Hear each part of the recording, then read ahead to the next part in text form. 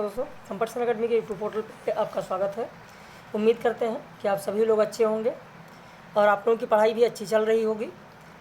इस समय यूनिट 10 चल रहा है, जिसमें अन्य विधाओं की बात की जा रही है। आज जो लेक्चर दिया गया है, जो PDF दिया गया है लोगों को, वह है UPHSC के पाठ्यक्रम में शामिल जानकी वल्लभ शास्त्री का निराला के पत्र और UGC नेट के पाठ्यक्रम में अज्ञे की रचना अरे आयावर रहेगा याद। अरे आयावर रहेगा याद मध्य प्रदेश असिस्टेंट प्रोफेसर में भी है और UGC नेट में भी है। साथ ही जामुन का पेड़ कृष्णचंद्र का जो व्यंग है, ये भी दिया गया है। वैसे ये इतना छोटा व्यंग है कि मुझे लगता है कि जितने भी लोग वीडियो देख रहे होंगे सभी लोगों ने पढ़ रखा होगा। लेकिन क्या आपने यह पढ़ा है कि जामुन का पेड़ जो रचना है, जो व्यंग है, इसका प्रकाशन वर्ष क्या है? कितने लोगों को पता है कि इसका प्रकाशन वर्ष क्या है? जामुन का पेड़ जो व्यंग है, ये कितने दिनों की कहानी है? इसमें जो कथानक दिया गया, पूरी जो कथा वस्तु दी गई है, कथा काल कितने दिनों का है? 2 दिन, 4 दिन, 5 दिन, 10 दिन, 15 दिन, कितने दिनों का कथानक दिया गया है जामुन के पेड़ में? इन्हीं चीज़ों पर आपका ध्यान होना चाहिए। दूसरी चीज़, इस जामुन का पेड़ व्यंग में जो विभाग दिए गए, कौन कौन से विभाग हैं, या क्रम से विभाग कौन कौन से हैं? क्रम से विभाग अगर देखा जाए कि पहले कौन सा विभाग है, उसके बाद कौन सा विभाग है, तो क्रम से भी विभाग पूछे जाते हैं। तो प्रकाशन वर्ष, क्रम से इसके विभाग कौन कौन से हैं, जामुन का पेड़ में कितने दिनों की कहानी है, या फिर इस कहानी का जो अंत है, इस व्यंग का जो अंत है, जहाँ पर शायर के पास जाते हैं और देखते हैं, बताया जाता है कि तुम्हारी फ़ाइल मुकम्मल हो चुकी है, लेकिन उसकी ज़िंदगी की फ़ाइल तो मुकम्मल हो ही चुकी थी। उसके आँखों की पुतलियाँ बेजान थी और चींटियों की एक लंबी कतार उसके मुंह में जा रही थी। ये किसने कौन देखा है सबसे पहले जाकर? तो ये सारी चीज़ें हैं, इन पर आपका ध्यान होना चाहिए। अगर आपको ये सारी चीज़ें पता है, बहुत अच्छी बात है। अगर नहीं पता है तो वीडियो में अंत तक बने रहें, ताकि इसका प्रकाशन वर्ष आपको पता चल सके, कथा वस्तु कितने दिनों की यह पता चल सके, कुल विभाग कितने हैं और कौन कौन से विभाग की बात की गई यह पता चल सके। और अगर आप पेड बैच ज्वाइन करना चाहते हैं तो हमारे इस नंबर पर फ़ोन करके, व्हाट्सएप करके फीस और सारी जानकारी ले सकते हैं। तो आइए शुरू करते हैं। सबसे पहले बात करेंगे कृष्णचंद्र की रचनाओं के बारे में। कृष्णचंद्र, जिनका जन्म 23 नवंबर 1914 को वजीराबाद में हुआ। इनका देहांत 8 मार्च 1977 को मुंबई में हुआ। कृष्णचंद्र जो कि हिंदी और उर्दू दोनों के लेखक हैं, दोनों में कृष्णचंद्र ने लिखा है, हिंदी में भी लिखा है, उर्दू में भी लिखा है। इन्हें 1969 में पद्म भूषण से सम्मानित किया गया। इन्होंने अपनी रचनाओं में सामाजिक, धार्मिक, राजनीतिक विसंगतियों पर तीखा प्रहार किया है। इनकी भाषा मुहावरेदार और सजीव है, उसमें व्यंग, विनोद और विचारों का समावेश है।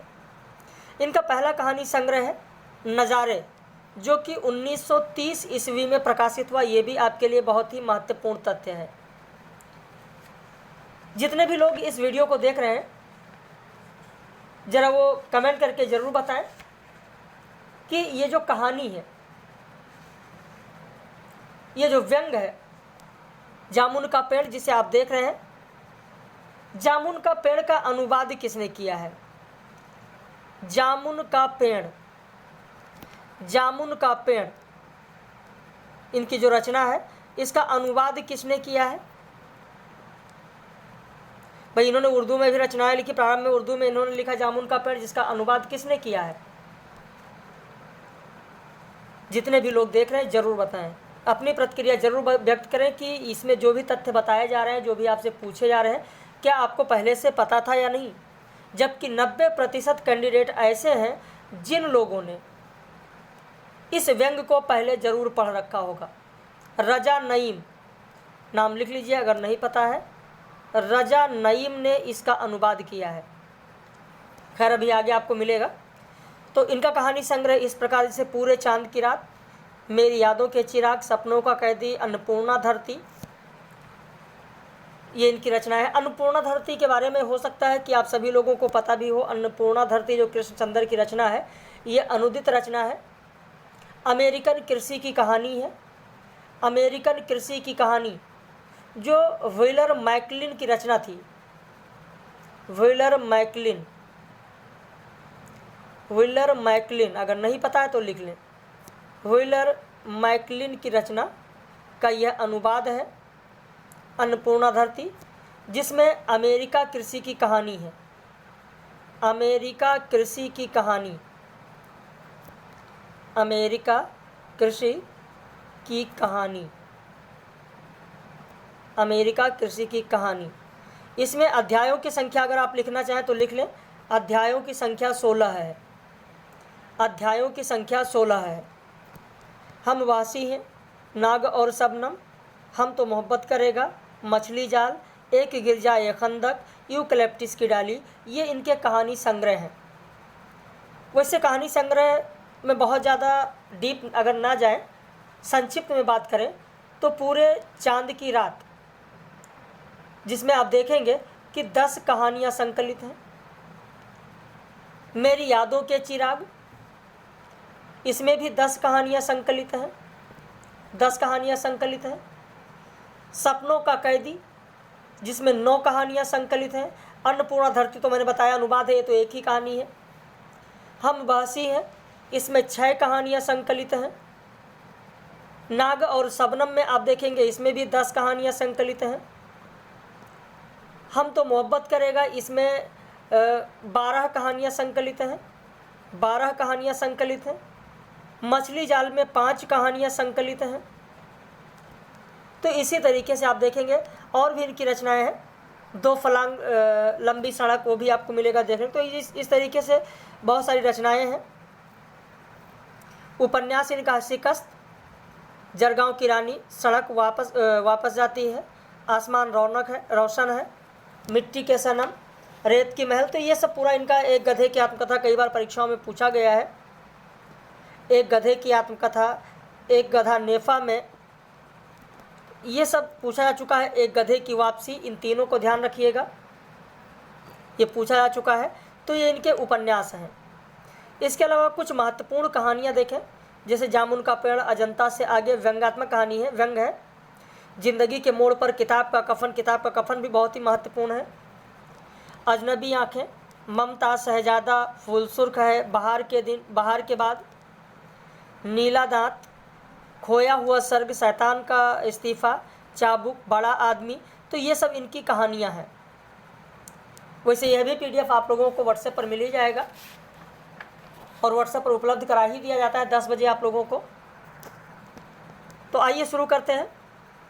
जामुन का पेड़ व्यंग जो आपके पाठ्यक्रम में है, ये एक व्यंग है जिसका प्रकाशन वर्ष है 1960। मैंने पूछा था कि प्रकाशन वर्ष कितने लोगों को पता है? 1960। हास्य व्यंग शैली में रचित सामाजिक समस्या प्रधान ये कहानी है। इसमें मुख्य पात्र है शायर या कवि, जिसका नाम है ओस। ये भी एक बार UGC नेट की परीक्षा में पूछा जा चुका है। जबकि अन्य पात्रों में माली है, चपरासी है, क्लर्क है, under secretary, deputy secretary, joint secretary, petunia के प्रधानमंत्री, देश के प्रधानमंत्री, प्लास्टिक सर्जन, ये सब इसमें है। शायर पंक्ति जो कहता है गालिब का, वो इस प्रकार है, या तो माना कि तगाफुल न करोगे लेकिन खाक हो जाएंगे हम तुमको खबर होने तक। तगाफुल का अर्थ क्या होगा, कितने लोगों को पता है? अपनी प्रतिक्रिया जरूर व्यक्त करिए। जो भी चीज़ पूछी जा रही है वो ज़रूर आप बताएं कमेंट करके कि आपको पता है या नहीं पता है। बाकी इस पर आधारित जो प्रश्न है वो रात में 9 बजे लाइव कक्षा में तो कराए ही जाते हैं। इस व्यंग्यात्मक कहानी का जो विषय है वो सरकारी कार्यालयों में व्याप्त लेट लतीफ़ी, काम को एक दूसरे पर टालना, भ्रष्टाचार, लाल फीताशाही, न्याय में होने वाली देर। इस व्यंग्यात्मक कहानी का अनुवाद रजा नईम द्वारा किया गया है। ये भी मैंने अभी आपसे पूछा था, किसके द्वारा? तो रजा नईम के द्वारा किया गया है। इस कहानी में, इस व्यंग में विभाग कौन कौन से हैं? कृषि विभाग, वाणिज्य विभाग, हॉर्टिकल्चर विभाग, मेडिकल विभाग, कल्चरल विभाग यानी संस्कृति विभाग, फॉरेस्ट विभाग, विदेश विभाग, ये सब क्रम से दिए गए हैं। तो इन विभागों की चर्चा है। शायर के मर जाने पर उसके बीवी को पेंशन देने की बात की जाती है, लेकिन उसे पेड़ के नीचे से नहीं निकाला जाता है। मेडिकल विभाग के द्वारा कृष्णचंद्र ने इस प्रकार से तीखा व्यंग्य किया है कि इस आदमी का तो प्लास्टिक ऑपरेशन हो सकता है और ऑपरेशन कामयाब भी होगा। भाई कामयाब किस तरीके से होगा? कहा गया मगर आदमी मर जाएगा, तो जब आदमी मर जाएगा तो फिर ऑपरेशन कामयाब कैसे होगा? तो इस तरीके से सरकारी जो विभाग है उन पर भी व्यंग्य किया गया। अंत में जब व्यक्ति के पास जाया जाता है और कहा जाता है कि फैसला हो चुका है, लेकिन देखने पर पता चलता है कि उसकी मृत्यु हो चुकी है, मगर शायर का हाथ सर्द था, आंखों की पुतलियां बेजान थीं और चींटियों की लंबी कतार उसके मुंह में जा रही थी। उसकी ज़िंदगी की फाइल मुकम्मल हो चुकी थी। तो ये तो हो गया आपका संक्षेप में। अब 5 से 7 मिनट लगेगा या मुश्किल से 10 मिनट लग सकता है इस पूरे व्यंग्य को पढ़ने में। पढ़ते चलते हैं और देखते चलिए कि कितने दिनों की कहानी है। अंत में आपको पता चलेगा कि कितने दिनों की ये कहानी है। तो चलिए शुरू करते हैं, देखते हैं। जामुन का पेड़। रात को बड़े जोर का अंधला मतलब आंधी अंधला चला। सेक्रेटरीट के लॉन में जामुन का एक पेड़ गिरा पड़ा। अब यहीं से प्रश्न आपके लिए बनता है कि किसके लॉन में? तो सेक्रेटरीट के लॉन में जामुन का पेड़ था। सुबह जब माली ने देखा तो उसे मालूम हुआ कि पेड़ के नीचे एक आदमी दबा पड़ा है। माली दौड़ा हुआ चपरासी के पास गया, चपरासी दौड़ा कलर के पास गया, कलर दौड़ा दौड़ा सुपरिटेंडेंट के पास गया, सुपरिटेंडेंट दौड़ा दौड़ा बाहर लॉन में आया। मिनटों में ही गिरे हुए पेड़ के नीचे दबे आदमी के इर्द गिर्द मजमा इकट्ठा हो गया। मजमा मतलब भीड़ इकट्ठा हो गया। बेचारा जामुन का पेड़ कितना फलदार था, एक क्लर्क बोला। दूसरा बोला कितनी रसीली होती थी जामुन, मैं फलों के मौसम में झोली भर भर के ले जाता था, मेरे बच्चे इसकी जामुने कितनी खुशी से खाते थे। तीसरे क्लर्क का ये कहते हुआ गला भर आया। मगर यह आदमी माली ने पेड़ के नीचे दबे आदमी की तरफ इशारा किया। सुपरिटेंडेंट सोच में पड़ गया। हाँ, यह आदमी। एक चपरासी ने पूछा, पता नहीं जिंदा है कि मर गया? मर गया होगा, इतना भारी तना जिसकी पीठ पर गिरे वो बच कैसे सकता है? दूसरा चपरासी बोला। दबे हुए आदमी ने बमुश्किल कराहते हुए कहा कि मैं जिंदा हूँ। एक क्लर्क हैरत में पड़ा और कहा, क्या जिंदा है? माली ने मशविरा दिया कि पेड़ को हटाकर इसे निकाल लेना चाहिए। किसने मशविरा दिया था, ये भी आपके लिए एक महत्वपूर्ण तथ्य है। मुश्किल मालूम होता है। एक काहिल और मोटा चपरासी बोला, पेड़ का तना बहुत भारी और वजनी है। क्या मुश्किल है? माली बोला, अगर सुपरिटेंडेंट साहब हुक्म दे तो अभी 15-20 से चपरासी मिलकर और इसे निकाल लिया जाए। माली ठीक कहता है। बहुत से क्लर्क ने उसका साथ दिया, उसका समर्थन दिया। लगाओ जोर, हम तैयार हैं। एकदम बहुत से लोग पेड़ को काटने पर तैयार हो गए। सुपरिटेंडेंट बोला, ठहरो, मैं अंडर सेक्रेटरी से मशविरा कर लूँ। सुपरिटेंडेंट अंडर सेक्रेटरी के पास गया, अंडर सेक्रेटरी डिप्टी सेक्रेटरी के पास गया, डिप्टी सेक्रेटरी ज्वाइंट सेक्रेटरी के पास गया, ज्वाइंट सेक्रेटरी चीफ सेक्रेटरी के पास गया और चीफ सेक्रेटरी ने ज्वाइंट सेक्रेटरी से कुछ कहा। ज्वाइंट सेक्रेटरी ने डिप्टी सेक्रेटरी से कहा, डिप्टी सेक्रेटरी ने अंडर सेक्रेटरी से कहा। फाइल चलती रही और इसी में आधा दिन गुजर गया। यानी अभी पहला दिन चल रहा है। कौन सा दिन चल रहा है? पहला दिन चल रहा है। ध्यान रखिएगा कितने दिनों की कहानी है। और शायद बहुत सारे लोगों ने इसको पढ़ लिया होगा व्यंग्य, लेकिन इस पर ध्यान नहीं दिया होगा। और परीक्षा में जब प्रश्न आ जाता है, कहते मैंने तो पूरा पढ़ा है लेकिन कहीं मुझे मिला नहीं। ऐसे नहीं मिलता है जब तक आप गहन अध्ययन नहीं करते हैं। आधा दिन गुजर गया। दोपहर को खाने पर दबे हुए माली के इर्द गिर्द बहुत भीड़ हो गई। दबे हुए आदमी के इर्द गिर्द बहुत भीड़ हो गई। लोग इस तरह तरह की बातें कर रहे थे। कुछ मनचले क्लर्कों ने मामलों को अपने हाथ में लेना चाहा। हुकूमत के फैसले का इंतजार किए बगैर पेड़ को खुद से हटाने की तैयारी कर रहे थे। तभी सुपरिटेंडेंट फाइल लेकर भागा आया। बोला, हम लोग खुद से इस पेड़ को नहीं हटा सकते हैं। हम लोग वाणिज्य विभाग के कर्मचारी हैं। विभाग का नाम शुरू, वाणिज्य विभाग के कर्मचारी है। और यह पेड़ कहाँ है? यह पेड़ किसके तहत आता है? कृषि विभाग के तहत आता है। इसलिए इस फाइल को अर्जेंट कृषि विभाग के पास भेजा जाए। यानी वाणिज्य विभाग से कृषि विभाग। कॉपी पेन अगर आपके पास है, अगर हमारे पेड मेंबर्स हो तब तो आपके पास पहुंच ही जाएगा PDF। अगर पेड मेंबर्स नहीं है तो कॉपी पेन अगर है तो ज़रूर उठाइए और लिखते चलिए कि सबसे पहले किसका नाम आया? वाणिज्य विभाग। वाणिज्य विभाग से फाइल किसके पास ट्रांसफ़र होती है? दूसरे नंबर पर कृषि विभाग के पास। कृषि विभाग से किसके पास जाएगी? आगे देखें। दूसरे दिन, अब दूसरा दिन प्रारंभ हो गया। कितने दिन की कहानी है ध्यान रखिएगा। दूसरा दिन प्रारंभ। दूसरे दिन कृषि विभाग से जवाब आया कि पेड़ हटाने की जिम्मेदारी तो वाणिज्य विभाग की ही बनती है। ये जवाब पढ़कर वाणिज्य विभाग को गुस्सा आ गया। उसने फौरन लिखा कि पेड़ को हटवाने या ना हटवाने की जिम्मेदारी कृषि विभाग की ही है, वाणिज्य विभाग इस मामले से कोई ताल्लुक नहीं है। दूसरे दिन भी फाइल चलती रही। शाम को जवाब आ गया कि हम इस मामले को हॉर्टिकल्चर विभाग के सुपुर्द कर रहे हैं।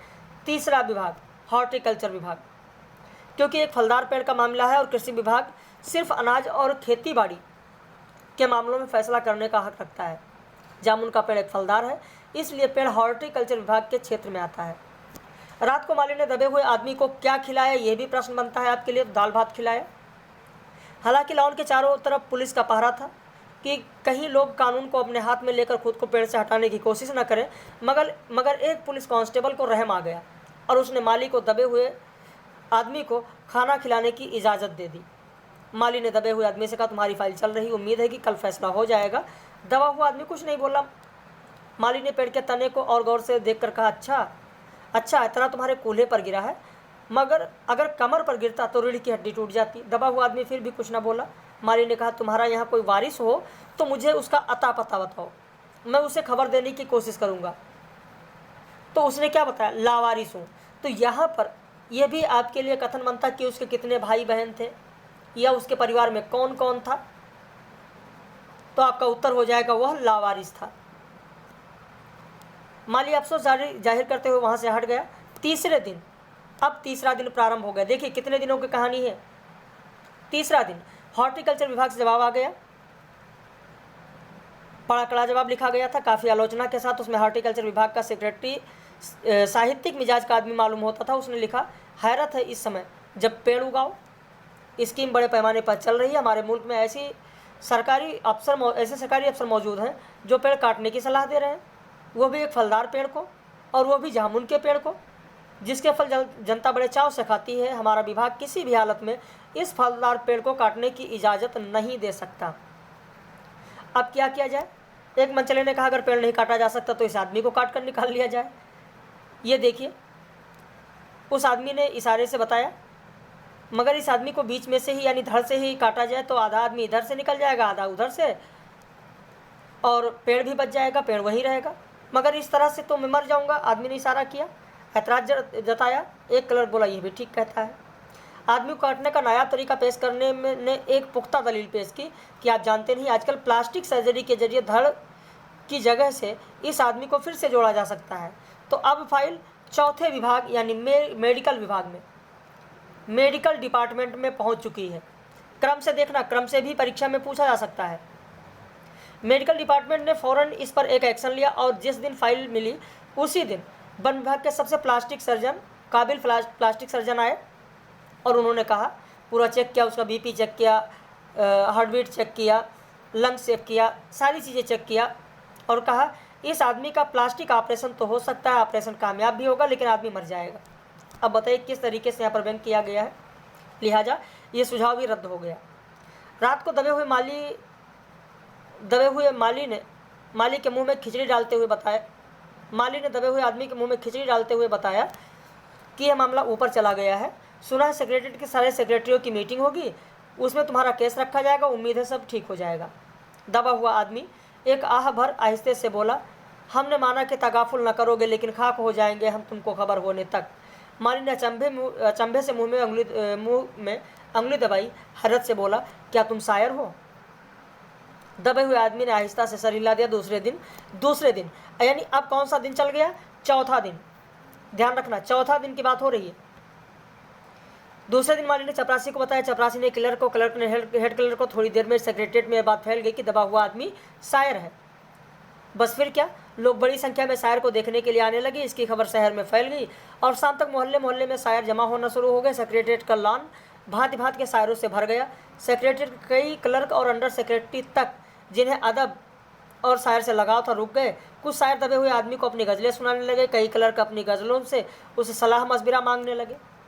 जब ये पता चला कि दबा हुआ आदमी शायर है तो सेक्रेटरीट की सब कमेटी ने फैसला किया कि चूंकि दबा हुआ आदमी एक शायर है, लिहाजा इस फाइल का ताल्लुक ना तो कृषि विभाग से है, न हॉर्टिकल्चर विभाग से है, न संस्कृति विभाग से है, हाँ बल्कि संस्कृति विभाग से है।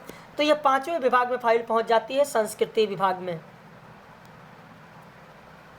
अब संस्कृति विभाग में जाती है, वहाँ साहित्य अकादमी के जो सचिव है उनके पास पहुँचती है। सचिव बेचारा भागा भागा आकर पहुँचता है, उस आदमी से इंटरव्यू लेता है। तुम शायर हो? उसने पूछा। वो कहता हाँ, और अपना नाम बताता है अवस यानी ओस। अपना नाम क्या बताता है? ओस।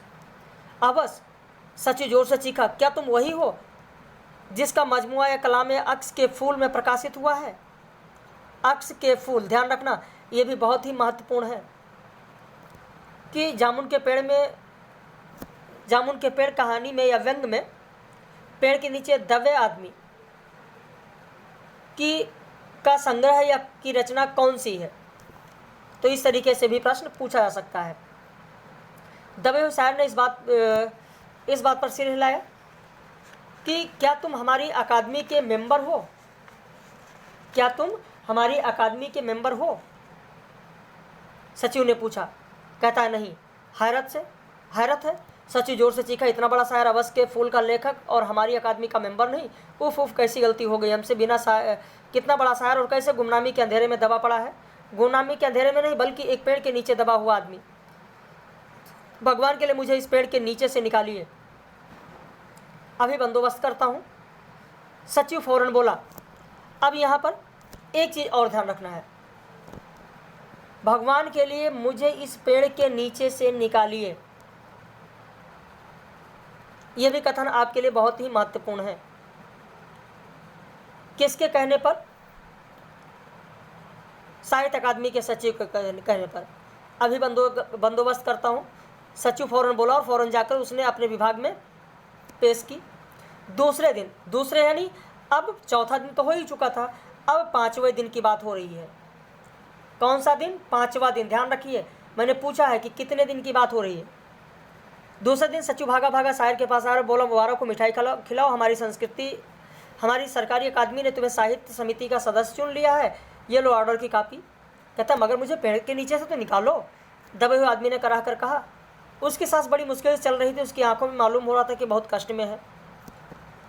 सचिव कहता है ये हम नहीं कर सकते, जो हम कर सकते थे वो हमने कर दिया, बल्कि तो यहाँ तक कर सकते हैं कि अगर तुम मर जाओ तो तुम्हारी बीवी को पेंशन दिला सकते हैं।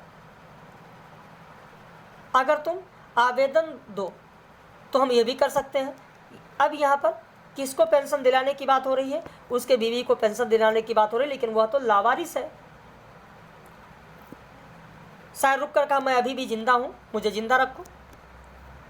मुसीबत ये है, सरकारी आदमी का सचिव हाथ मलते हुए बोला, हमारा विभाग सिर्फ संस्कृति से ताल्लुक़ रखता है, आपके लिए हमने वन विभाग को लिख दिया है, अर्जेंट लिखा है। शाम को माली ने आकर दबे, अभी 5वां दिन चल रहा है। कौन सा दिन चल रहा है? 5वां दिन चल रहा है, ध्यान रखना। शाम हो चुकी है। शाम को माली ने आकर दबे हुए आदमी को बताया कि कल वन विभाग के आदमी आकर इस पेड़ को काट देंगे और तुम्हारी जान बच जाएगी। माली खुश हुआ। हालांकि दबे हुए आदमी की सेहत जवाब दे रही थी, मगर वह किसी न किसी तरह अपनी ज़िंदगी से लड़े जा रहा था।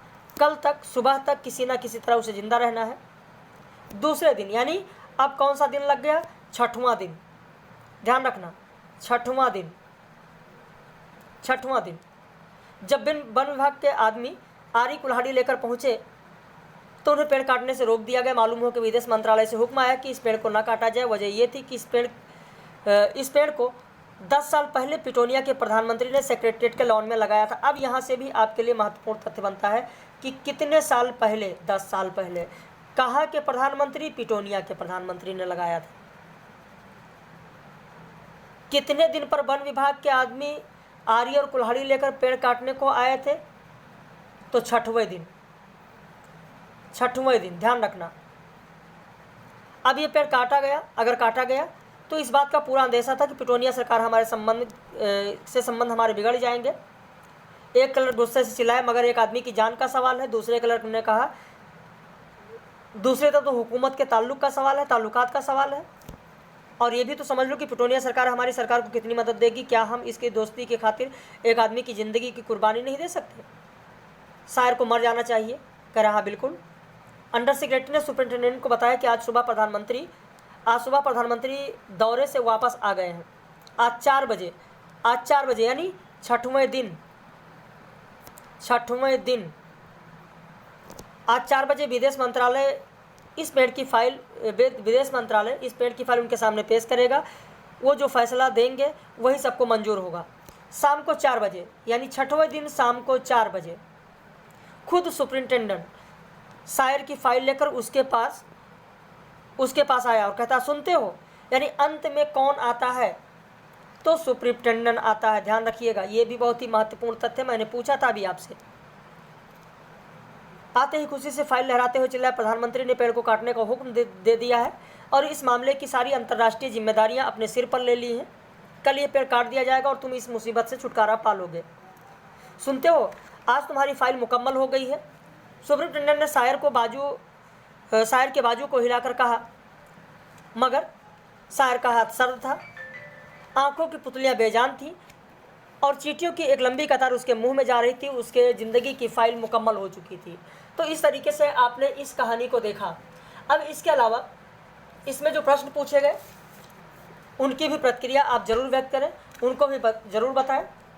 और साथ ही आप ये भी देखेंगे कि आप लोगों को मैंने आज जो PDF दिया, आज जो लेक्चर मिला है निराला के पत्र, जो कि UPHSC के पाठ्यक्रम में है। निराला के पत्र आप लोगों में से कितने लोगों ने पढ़ा है?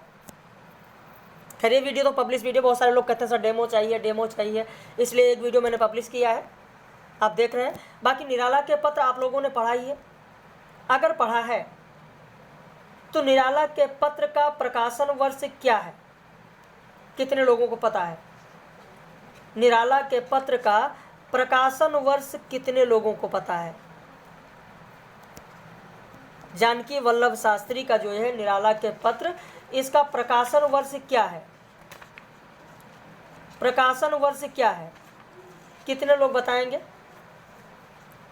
आप जितने भी लोग देख रहे हैं, जितने लोग भी इस लाइव कक्षा इस लेक्चर को देख रहे हैं, उनसे मेरा प्रश्न है कि निराला के पत्र का प्रकाशन वर्ष क्या है? पहला प्रश्न। दूसरा प्रश्न उनसे मेरा ये है कि निराला के पत्र में जो पहला पत्र है, निराला के पत्र में पहला पत्र कब का है, किस वर्ष का है? पहला पत्र किस वर्ष का है? कुल पत्र कितने हैं? और अंतिम पत्र, चलिए कुल पत्र मैं आपको बता देता हूँ, 109 कुल पत्र है 109। पहला पत्र कब का है और दूसरा पत्र कब का है? तो इन प्रश्नों का उत्तर देखते हैं कि कितने लोग बताते हैं। जितने लोगों ने वीडियो अंतिम तक देखा होगा वो ज़रूर अपनी प्रतिक्रिया व्यक्त करेंगे। बाकी इस पर आधारित महत्वपूर्ण प्रश्नोत्तरी के साथ रात में 9 बजे हम लोग लाइव कक्षा में मिलेंगे। बाकी आप पढ़ते रहें, और अगर जुड़ना चाहते हैं, बैच ज्वाइन करना चाहते हैं, तो आप हमारे इस नंबर पर, जो नंबर दिया गया है 8052584004, अगर नहीं पता है तो लिख लीजिए 805258 लिख लीजिए 4004 या स्क्रीनशॉट ले लीजिए। इसी नंबर पर आप फ़ोन करके या व्हाट्सएप करके फीस और सारी जानकारी ले सकते हैं। अगला बैच इकाई 1 से, बहुत सारे लोग इंतज़ार करते हैं कि सर हम प्रारंभ से पढ़ना चाहते हैं, तो जो लोग प्रारंभ से पढ़ना चाहते हैं, इकाई 1 से पढ़ना चाहते हैं, उनके लिए बता दें कि 16 अप्रैल से बैच उनको मिलेगा। इकाई 1 से 16 अप्रैल से बैच मिलेगा, जिसके लिए एडमिशन प्रक्रिया अभी से ही प्रारंभ कर दी गई है। तो अगर आप जुड़ना चाहते हैं इकाई 1 से, तो अभी भी आप जुड़ सकते हैं, पेड बैच ज्वाइन कर सकते हैं, एडमिशन ले सकते हैं।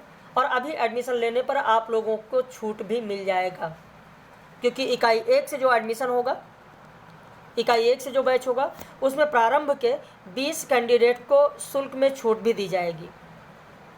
तो आज से शुरू है। अगर आप जुड़ना चाहें तो आप जुड़ सकते हैं, इस नंबर पर संपर्क कर सकते हैं और अपनी प्रतिक्रिया ज़रूर व्यक्त कीजिएगा।